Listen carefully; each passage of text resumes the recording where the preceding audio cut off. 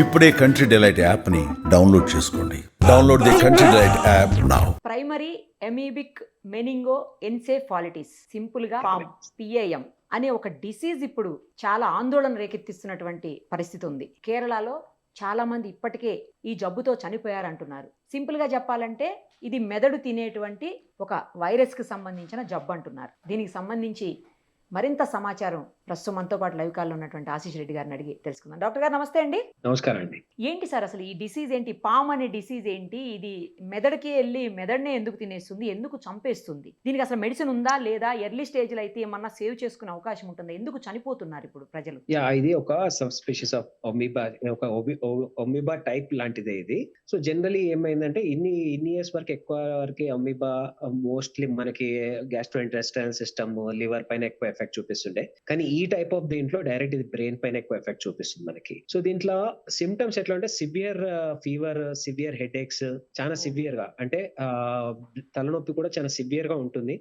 And ఇది normal గానే spread అయితే it is a water bond disease. మనం వాటర్ స్విమ్మింగ్ పూల్స్ నుంచి కూడా స్ప్రెడ్ అవ్వచ్చు అండ్ నార్మల్.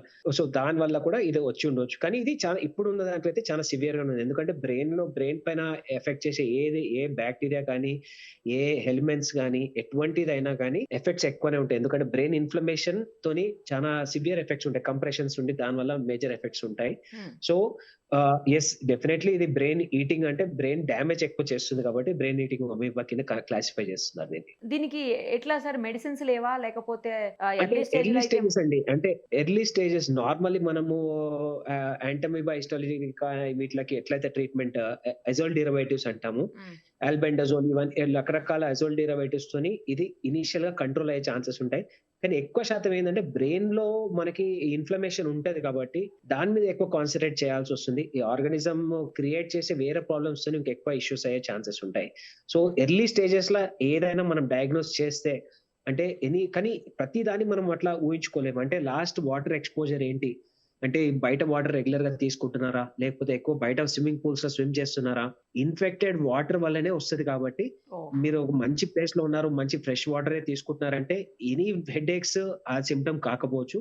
కానీ ఎక్కడైనా బయటకు వెళ్ళినారు, మీరు బయట ఎక్స్పోజర్ ఎక్కువగా ఉంది, పబ్లిక్ స్విమ్మింగ్ పూల్స్ లో ఎక్కువ గడుపుతున్నారు అనుకుంటే వాళ్ళు, అండ్ 5 to 6 days వరకు severe fever, flu symptoms with severe headaches ఉంటే మాత్రమే మనం దీన్ని ఎస్టిమేట్ చేయొచ్చు, ఇది ఉండొచ్చు అని మనం ఊహించుకోవాలి. Other than that normal headaches ని మనం దీన్ని ఇలా బ్రెయిన్ ఈటింగ్ అమీబా లాగా అయితే మనం కన్సిడర్ చేయొద్దు. ఇప్పుడు ఈ పామ్ అనే డిసీజ్ లో ఓన్లీ సిమ్టమ్ హెడేక్ ఒక్కటేనా సార్? ఇంకేం ఉండదా? ఓన్లీ వన్ ఫ్లూ సిమ్టమ్స్ అన్ని ఉంటాయి. ఫ్లూ సిమ్టమ్స్ మొత్తం ఉంటాయి, headaches, running nose, heavy fever. కానీ వీళ్ళలో ఎక్స్ట్రా ఏంటంటే నార్మల్ హెడేక్ అంటే సివియారిటీ ఆఫ్ హెడేక్ ఎక్కువ ఉంటుంది. ఎందుకంటే బ్రెయిన్ అంటే ఇప్పుడు బ్రెయిన్ సెల్స్ ని డ్యామేజ్ చేస్తుంది కాబట్టి మనకి ఎక్కువ హెడేక్ వచ్చే ఛాన్సెస్ ఉంటాయి. And it is causing encephalitis, అంటే బ్రెయిన్ లో స్వెల్లింగ్స్, ఈ బ్రెయిన్ మెనింజెస్ ని కంప్లీట్ గా స్వెల్లింగ్ చేస్తుంది కాబట్టి దాని సిమ్టమ్స్ ఆర్ వెరీ డేంజరస్. ఇప్పుడు నార్మల్ గా మనకి ఈ మెనింజైటిస్, నార్మల్ వైరల్ మెనింజైటిస్ కానీ, బ్యాక్టీరియల్ మెనింజైటిస్ కానీ, ఇట్లా ఈ పామ్ తో వచ్చిన మెనింజైటిస్ అని, any meningitis are same to treat. కానీ అవన్నిటికీ మనకి తెలుస్తుంది అంటే ఎప్పుడు వస్తుంది, ఎక్కడి నుంచి స్టార్ట్ అయింది అని.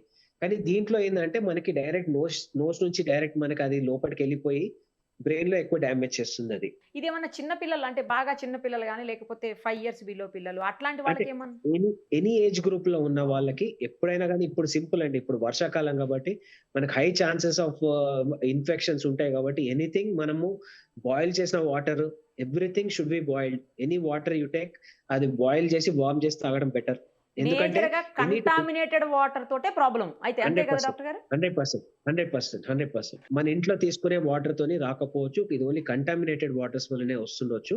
సో ఎనీథింగ్ మనము బాయిల్ చేసిన వాటర్ వార్మ్ చేసుకొని తాగడం బెటర్. ఎందుకంటే ఈ ఫలానా పామ్ ఇది నార్మల్ 50 degrees కంటే ఎక్కువ సర్వైవ్ అయితే లేదని చాలా రీసెర్చ్ లో ఉంది కాబట్టి, సో బాయిల్ చేసి దాన్ని కంప్లీట్ వార్మ్ అయిన తర్వాత తీసుకోవడం, తాగడం చాలా బెటర్. ఎందుకంటే వేరే బ్యాక్టీరియాస్ కూడా చచ్చిపోతాయి. అవును, కరెక్ట్ డాక్టర్ గారు. కాచి చల్లార్చిన నీళ్ళలో ఏమీ ఉండదు కదా అసలు. సో ఖచ్చితంగా స్విమ్మింగ్ పూల్స్ కొన్ని రోజులు అవాయిడ్ చేయడమే బెటర్. ఎందుకంటే ఈ రీసెంట్ మనకి ఆర్గానిజం కాబట్టి ఇది మనకి దీని గురించి పెద్ద అవగాహన లేదు. ట్రీట్మెంట్స్ కూడా నార్మల్ గా తీసుకునే దాంతోని తగ్గొచ్చు, కానీ ఇది క్రియేట్ చేసే వేరే ప్రాబ్లమ్స్ తోని ఎక్కువ డెత్స్ అవుతున్నాయి. యాజ్ సచ్ బ్రెయిన్ తినడం వల్ల చావడం కంటే ఈ మెనింజైటిస్ వల్ల చచ్చిపోతున్నారు. So okay.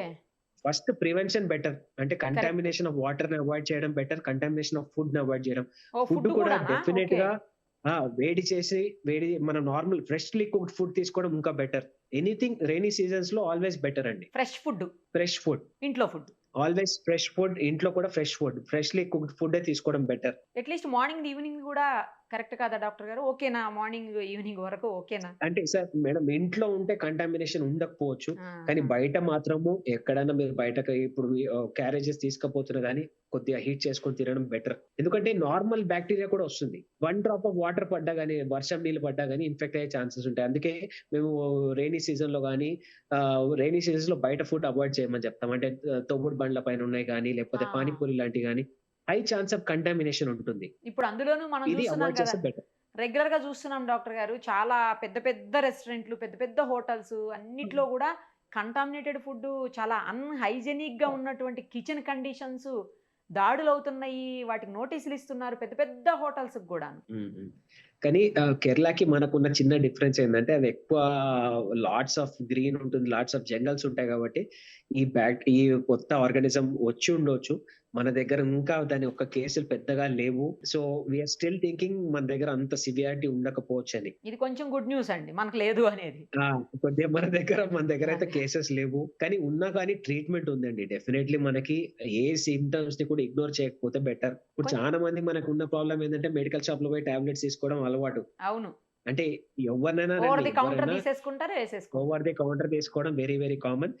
అంటే ఇప్పుడు వాళ్ళ ప్రాబ్లం కూడా మేము అండర్స్టాండ్ చేసుకుంటాం, ఎందుకంటే ప్రతి దగ్గర వాళ్ళు డాక్టర్ పోలేరు.